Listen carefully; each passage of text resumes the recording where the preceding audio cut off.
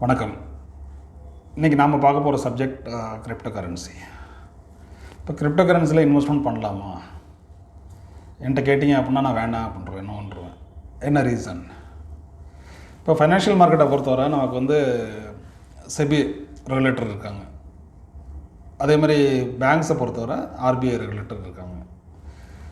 இப்போ crypto கரன்சிக்கு regulator யார் இருக்கா இந்தியாவில்? யார் அதை ரெகுலேட் பண்ணுறது அவங்கள அப்படின்னா யாருமே இல்லை. அப்படிங்கும்போது அதில் எதுக்கு நம்ம இன்வெஸ்ட்மெண்ட் பண்ணணும்? ஆனால் நம்ம இன்வெஸ்ட்மெண்ட் பண்ணோம் அப்படின்னா நம்மளோட பொருள் எங்கே இருக்குன்னு நமக்கு தெரியணும். எங்கே இன்வெஸ்ட்மெண்ட் பண்ணுறோம் அப்படிங்கிறது தெரியணும்.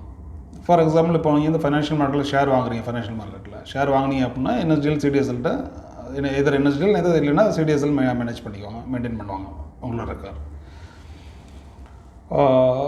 மியூச்சுவல் ஃபண்ட் வாங்குறீங்க அப்படின்னா ரெஸ்பெக்டிவ் மியூச்சுவல் ஃபண்ட் கம்பெனிஸ் அவங்கள்ட்ட டேட்டா இருக்க போது ப்ளஸ் ஸ்கேம்ஸ் கருவி அவங்க மேனேஜ் பண்ணிகிட்ருக்காங்க.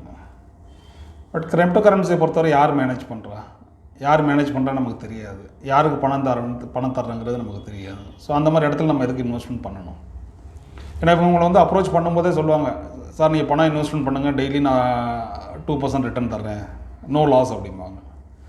இந்த நோ லாஸ் கொஷின் வந்தாவே நம்ம ரொம்ப கேர்ஃபுல்லாக இருக்கணும். ஏன்னா நம்ம ப்ராஃபிட் புக் பண்ணுறோம் அப்படின்னா யாராவது ஒருத்தங்க லாஸ் புக் பண்ணுறாங்க, அப்படி இல்லைன்னா புது இன்வெஸ்டர் உள்ளே வர்றாங்க. அப்போ தான் நம்ம ப்ராஃபிட் புக் பண்ணிட்டு வெளில வர்றோம். இவங்க நோ லாஸ் அப்படிங்கிற எப்படி சொல்கிறாங்க? அவங்க டெய்லி 2% நான் தர்றேன் உங்களை கன்வின்ஸ் பண்ணுவாங்க. டெய்லி நீங்கள் ஒரு 8,000 கொடுங்க அப்படிம்பாங்க. டெய்லி நான் 2% தர்றேன் அப்படிம்பாங்க. இந்த 8,000ங்கிறது பின்னாடி 8 lakhs வர போகும். பணத்தை லாக் பண்ணிடுவாங்க.